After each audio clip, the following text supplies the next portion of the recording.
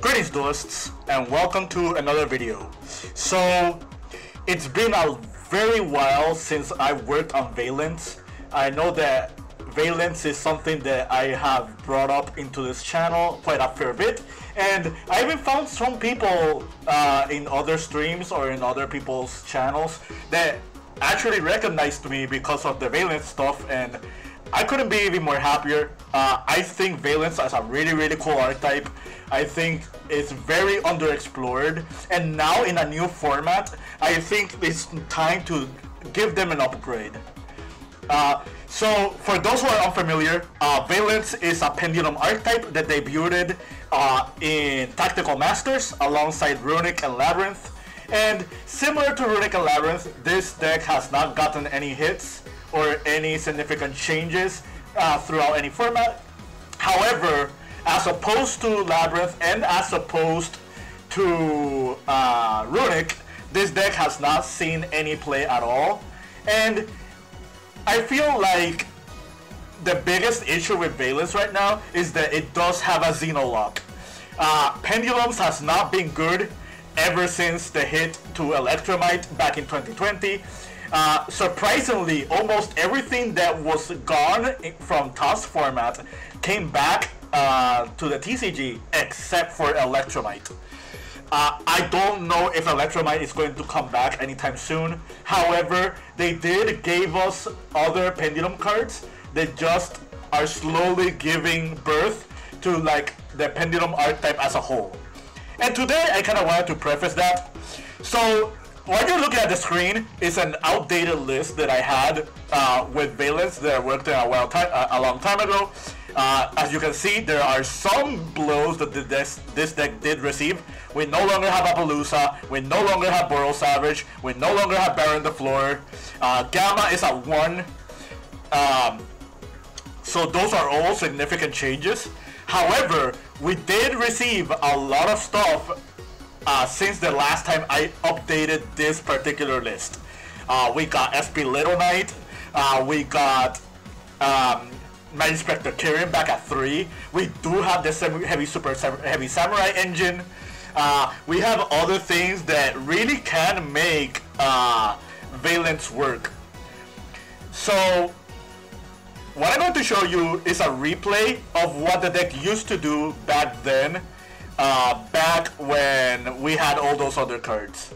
I'm going to do these combos without the 3 of the 4 horsemen, if you already know what that term means. Yeah. But so yeah, we're just going to do the adventure stuff. I guess we can talk in tandem when I show you the next list, but I feel like now in a world without Appaloosa, in a world where Nibiru is going to be very popular, you need to find the options that you can do in order to play around many hand traps. And I think the adventure engine might make a comeback. I think it's only a matter of time until people catch on that this engine is really good on decks that really don't rely on their normal summon, and this deck is one of them. So now that we're in a post Appaloosa, Savage, and Baron ban world, what can we do now? What other cards can we incorporate into Vaylantz or in Pendulums for that matter to make them viable again? So this is an updated deck profile that I have. This is a list that I've been working on for a little bit. And if you saw my Vaylantz video from last year, you already know the reason behind the Meluseek, the reason behind Fenrir, you know the reason behind Small World. You already know that I was playing 3 Prosperities, and Prosperity was really good in this deck. You already know about the Mythical Beast engine. But there are some new key players in this deck that I kind of just wanted to incorporate. This can be a 40 card list. You don't have to be tunnel vision into playing just 60 cards. However, I wanted to go to 60 cards because I wanted to experiment with as many new tools that we got as possible. The newest tool that we got was Magic Spectre Kirin back to 3. The reason we're playing only Kirin and not Bumbuku is because we are playing the adventure package. if you were not playing the adventure package and you were not playing Meluseek, you could play Bambuku. However, I think just Unicorn Karen is fine. This card is really strong. It is a hard once per turn for the effect. However, an untargetable monster that can serve as a disruption to your opponent's turn, like, is really nothing to scoff at. It's also level 6, so that it could play a key role if you decide to play stuff like Norito, stuff like Lars, stuff like Wallow, other rank 6 monsters. Another key player that we're playing is Chronograph Sorcerer. The reason Chronograph Sorcerer is in here is because it is an extender that can just summon a Pendulum monster. But the other really cool thing about Chronograph is that it is a scale 8. And that's the same reason Wakauchi is here. Wakauchi is a scale 8. One big problem that Vaylantz have, and something that I could have wished that it was something different, is that all the Vaylantz monsters are low scale. So if Konami would have diversified between low scales and high scales, I think Vaylantz would have been a way better deck. Another design concept that I would have liked is if they would have made it so they had separate scales, like maybe you had a scale 1 over here and a scale 8 over the other side. But this is what we have for now. With way less impactful end boards that people will make, I think that a deck like Vaylantz should be okay to be played in the format, because Shinonome herself is a +4 if she resolves, if her Pendulum skill effect resolves, and that's a really big deal, and I'll show you why. So right here, this is just one example hand. This was back when I was playing 50 cards and not 60, but let me just show you stuff that you can do. So this is just showing you what you can do with Altergeist Meluseek. If people are unfamiliar with Meluseek, Meluseek is one of the best normal summons in the game. Just because it's so flexible what you can do with it. Like, you can make Heat Soul, you can make, you can no longer make Royal Savage because that's gone from the game.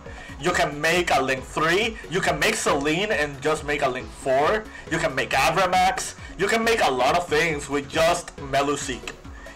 The thing that I'm going for, and you probably already saw in the deck list, is Herald of Arclight. Herald of Arclight is just a generic Omni-Negate that just can serve as an interruption. Not every deck can make this, so this deck is as hard to summon as something like Baron and Savage. However, in a deck like this one, where you really don't care about your normal summon, Meluseek is just the perfect fit, and Meluseek can make Herald of Arclight. And Herald of the Arclight is really good because Herald of Arclight just insulates you from hand traps, it insulates you from board breakers, insulates you from stuff that your opponent might want to do. And the really cool part about Herald of Arclight is, as opposed to other Omni-Negates, this card can play around Forbidden Droplets. Because for Forbidden Droplets, if your opponent wants to negate this card, they cannot send monsters from the hand to the graveyard. They have to send them from the field. Which is a really big deal, because it means that they have to actually commit a summon to the Forbidden Droplets. So we'll just keep playing. So now we're going to do Chronograph. Chronograph is going to summon that thing. That's going to do Beyond the Pendulums effect. Take note, if you do use Beyond the Pendulums effect for Candle Spirit, the Herald of Arclight effect is not shut off entirely, but you cannot use the Arclight until you Pendulum summon. So that's a very important note. So I'm going to write a small note. I think I do. I don't think I do, but basically this is a Nibiru choke point. However, if they do Nibiru you here, that's perfectly fine, because you still have your Pendulum summon. And if they Nibiru you after the Pendulum summon, which is right here, right when this Pendulum summon happens, the Arclight is turned on again, so you can actually shut down the Nibiru. In the options, you do get Nibiru'd because they found a way to play around the Herald of Arclight, and they had another interruption alongside it. the other really cool thing is that the Shinonome herself can just keep combo extending. But we'll show you what happens afterwards. So we're going to do Mad Marquise effect. This is completely RNG. We do grab the Vaylantz Archer, but we're not gonna do anything with it. Because again, that is RNG. We are going to summon the Vaylantz Priestess. Vaylantz Priestess is going to grab our solo activation. Solo activation is going to activate, and we're going to put Nazuki. And now we're just gonna keep going. We're going to link these away. We're going to summon Exceed the Pendulum. And now we have a freeze zone for Nazuki's effect. So Nazuki can summon herself. Nazuki can move the Shinonome. The Shinonome can add a monster. We can add discount. We're going to link these away. Well, we're going to link those away into IP Masquerena. The reason we're doing this is because we're going to activate Exceed the Pendulum, and Exceed the Pendulum is going to grab Shinonome. And that's another really cool thing about this archetype. Like, the fact that you have a one-card combo that gives you 3 free bodies, and you can do it each and every turn, is really, really strong.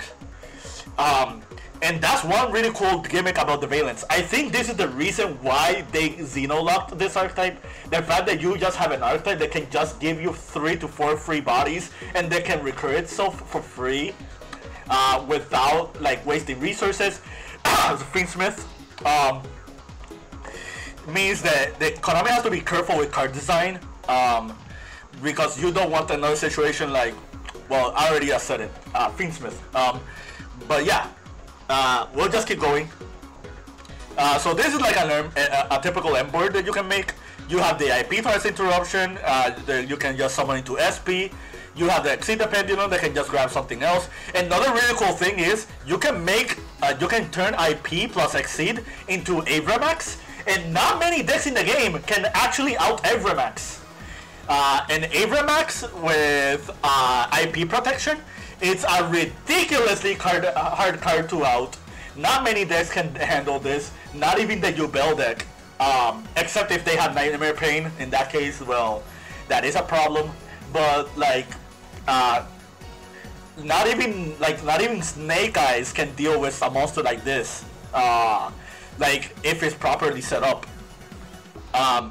But yeah, that's like one one cool note.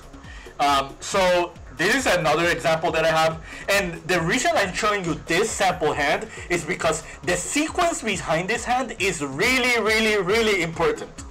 Like, you cannot just activate a Rite of Fire Mercier and call it a day. You have to activate Motorbike first, and then after that you have to activate Rite of Fire Mercier, and then after that you can activate the Dominator Vaylantz. So we're just gonna play this out. This is going to grab Wakauchi. Wakauchi is going to do this effect. And the reason we're playing the Super Heavy Samurai engine is because, again, this is a skill 8. But not only that, but this can also special summon itself to place another skill 8. Please take note that this skill 8 does have an effect that turns itself into a skill 4. So you have to be very, very, very careful when you place this card here. So we're going to normal summon the Motorbike. We're going to make Beyond the Pendulum. The Beyond the Pendulum is going to grab. There are 3 different options here. You can grab the Unicorn Keyring, and that becomes like 1 disruption. You can grab the Shinonome Priestess, and you already saw what that happens. You can grab the Master Cerberus, and Master Cerberus can get us to Jackal King, and then the Jackal King can special summon itself, and then this becomes a monster interruption. And that's really cool because after you do that, you can activate the Rite of Fire Mercier, and they just gives the Jackal King 2 counters, and then you just have a monster negate plus an Omni negate with Rite of Fire Mercier. We're going to grab Shinonome Priestess, so we're just gonna keep playing. We're going to Pendulum Summon here, and I write here in text, I write Nibiru checkpoint, because if they don't Nibiru you here, there's a lot of things that you can do. There's a lot. But if they do Nibiru you here, it's perfectly okay, because you can still activate the Dominator Duke at another instance. You can still activate the Rite of Fire Mercier. You can make another couple of bodies. and then you can just keep playing that way. But yeah, we'll just proceed. We're going to activate the Shinonome. The Shinonome is going to grab us Chirabancho. We're going to link those two away into Exit the Pendulum. Exit the Pendulum is going to give us back Shinonome. We're going to do Chirabancho. Chirabancho is going to place the Conic Wyson. And then now we're going to use Chirabancho's effect to summon the General Coral. This is like one of the best cards for Pendulum decks or any decks that can place monsters in the Peril Spell Trap Zone. So we're going to summon the Coral. We're going to link summon into Abramax. I will write another note. You actually should be doing this after the summon from Rite of Armaseer, and you will see why. So that into Faithful. Now we summon the Abramax. Abramax is going to activate the Faithful Adventure, and Faithful Adventure is going to grab us Draco back. So now we're going to do the Faithful Adventure. We're going to grab the Goblin, the Griffin. We're going to equip. We're going to summon the Griffin, and then now since we have the Conic Wyson and the Chirabancho, we can special summon the Dominator Duke. The Dominator Duke is just a free body. We're just going to make IP, and now we can summon Shinonome. Shinonome can add us a spell card. It will add us solo activation. We don't have much more room here, but in the options we had more room, or we would have made just something else. Like for example, this could be a Celine. And then the Celine can just bring back something else. We can just summon the IP in the zone. This can just place the Nazuki with the solo activations. Since we control a field spell, the solo activation can just move the Shinonome elsewhere. And then you can just keep going and keep extending. So now we're going to do this. We're going to use Draco back to bounce the Conic Wyson. Remember, if both field spells are here, both players can do that effect. So that's a very, very important note. But yeah, this is the end of the combo. This is the deck list for now. I will keep teetering with this deck list. I do think Vaylantz have a very, very promising future, at least in my eyes. So anybody who is interested in playing this deck, anybody who has tips for this deck, and tells me what other engines can be played in here, because I'm still working it out. I do think there is a lot of flexibility. The Zephyr cards are also really good. I think the Endymion cards are also another really good options. I think the Magician cards are really, really good, even going second. This is a very, very strong going second card. For example, they can just break through multiple boards. So yeah, if you can figure this out, or if you found this informative to your liking and understanding, stay tuned more into the channel. As always, keep practicing and keep dueling.